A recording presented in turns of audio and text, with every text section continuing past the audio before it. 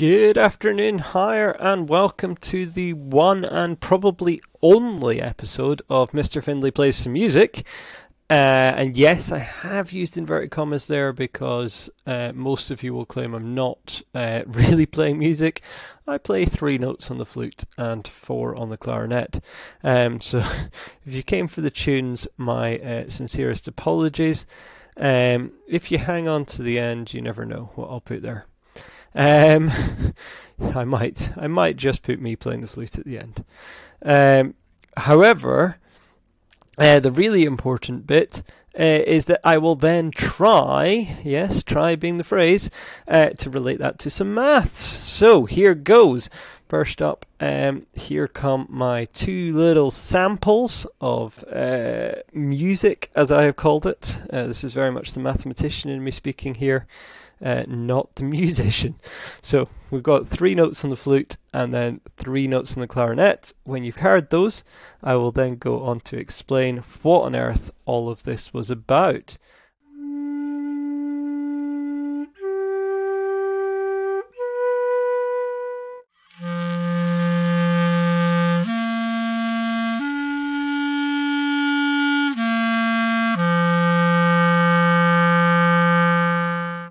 So, when I was playing those notes that you have just heard, what I was doing was I was also recording them. So you can actually see on the flute here, to start with, we've got the 3 notes. That's the first note, the second note, and the third note.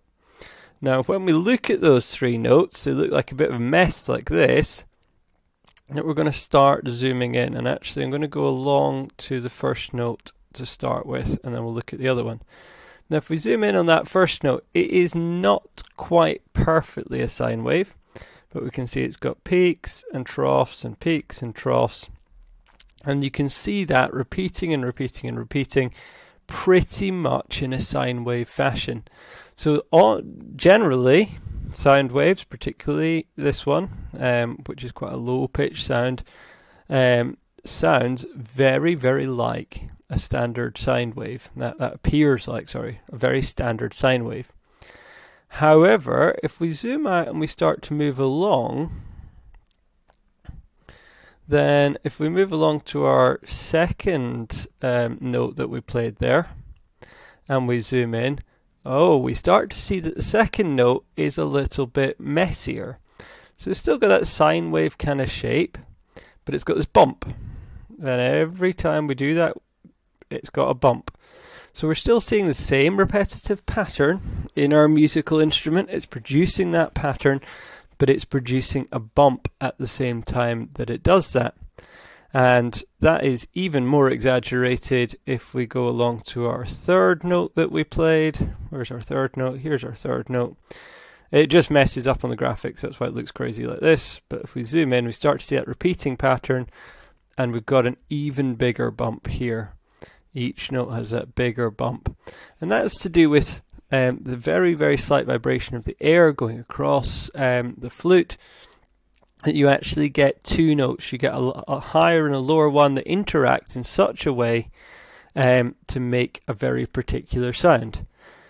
Now, flutes are nice and simple. Flutes generally produce things that look very sine wavy, maybe with a little bit of a bump because of slight imperfections that create harmonics. And a harmonic's just 2 noises, 2 sounds that are an octave apart or a set distance apart.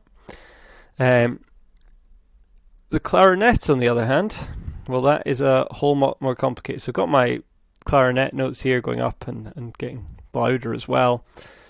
And I'm just going to scroll along till we get to that first clarinet note. Now that's this mess here. Now even zooming in on it, you can start to see that it is a lot more complicated. So here we've got a clarinet note, that's 1 note. That's 1 note being held, and that's that repeating pattern.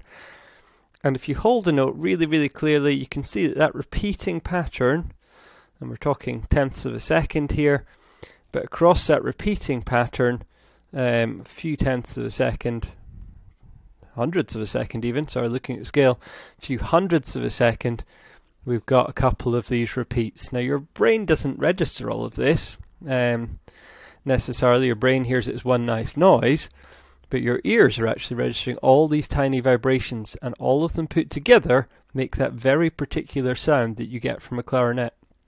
And that is part of what makes them distinctive and different from other instruments. So you'll see the flute gives a very, very clean sound, whereas the clarinet gives a much more complex sound due to the way it's made. And actually some of the most complicated instruments around are violins.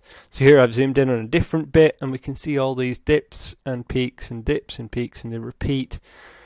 And that vibration is what is creating that very unique sound of whichever instrument you're listening to.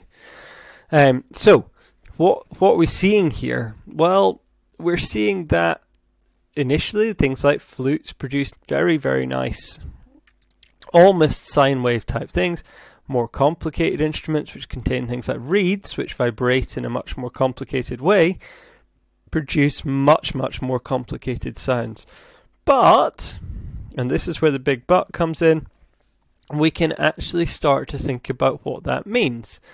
Now, I'm going to show you something which relates directly to that. So here we have one of those much more complicated sounds. Now this one I've created mathematically.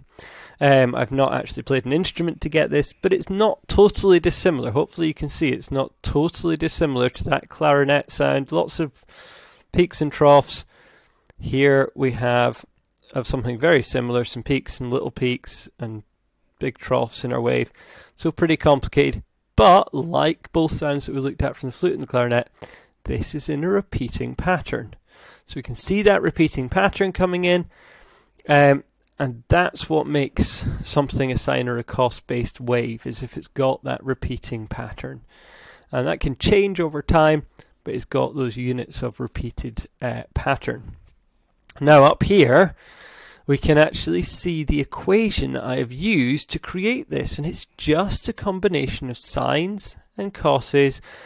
Now what makes this really complicated is I've got sines of 2x, I've got coses of x, I've got coses along here 3x, and even coses with 2x and something else added on, those compound angles that we talked about a week or two ago.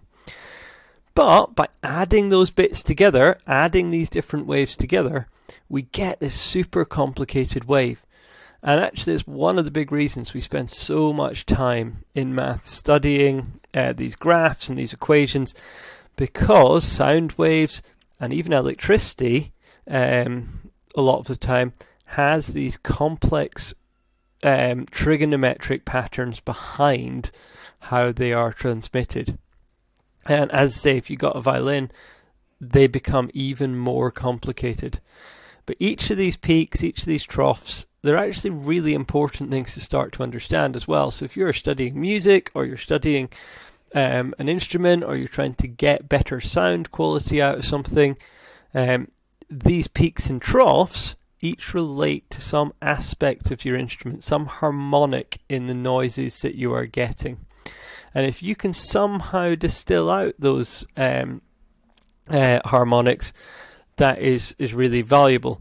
So when I talk about harmonics, actually, what do I mean? Well, if x is the frequency, how often a wave is happening, if you double that frequency, then you've gone up 1 octave. And that note, those two notes, will sound very, very similar, but one is double the frequency of the other. This one along here is 3 times the frequency of another wave. This is a bit more complicated, so that's something that's been shifted for some reason. But the simple harmonics are when you get a doubling of a wave frequency or a trebling of a wave frequency, like we see there. And so actually here we're looking at, we can pick out the aspects of a wave.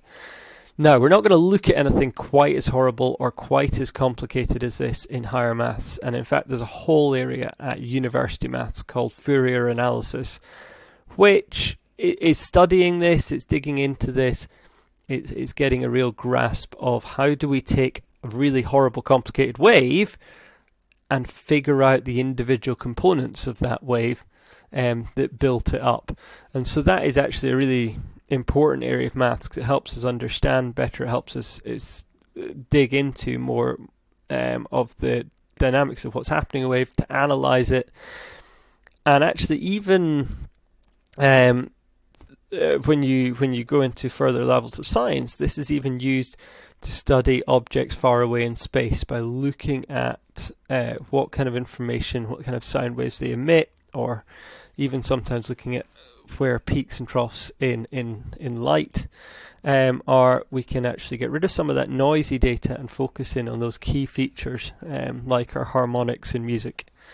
So really, really interesting topic, relates to a whole lot of study in other areas. The good news for you is most of what we're going to be looking at is a very simple situation where we've got a cos and an x in the bracket and a sine and an x in the bracket. Now you'll see this doesn't have any extra bumps in it. So we don't have any of those crazy peaks and little bumps. That's because both of these are x's. So this is almost like our very simple flute note that we saw. But we do have an interaction between a cos and a sine to think about. And actually, they're scaled differently. So 4 cos x and minus 3 sine x. Now you might look at that and think, oh, that looks a bit like a sine or a cos curve. And you would be absolutely right in thinking that that looks like a sine or a cos curve. In fact, the first key skill we're going to learn when we're studying wave equations is taking something like this and turning it into either a sine of some angle, which is a bit more complicated, or a cos of an angle, which is a bit more complicated. So that gives you a little bit of an overview, a little bit of a feel for the complexity of what maths can achieve and how it relates to a lot of actually real world situations relating to coses and sines and their interaction. And how building up coses and sines in this crazy way here can give us some really interesting and really applicable situations in terms of kind of the waves that we see in the real world versus the waves that we can study mathematically. So hopefully that's interesting. The good news is the other videos that I am doing this week maybe aren't as horrible and complicated, although you get less musical interludes.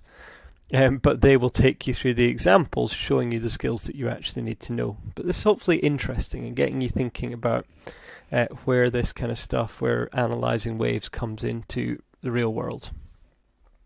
So you did wait out to the end. Now that is a bit of a surprise, to be honest. I've no idea why you are waiting for this. But there is going to be a little flute tune at the end, because I promised one. And it's going to be accompanied, obviously, by watching the waveform.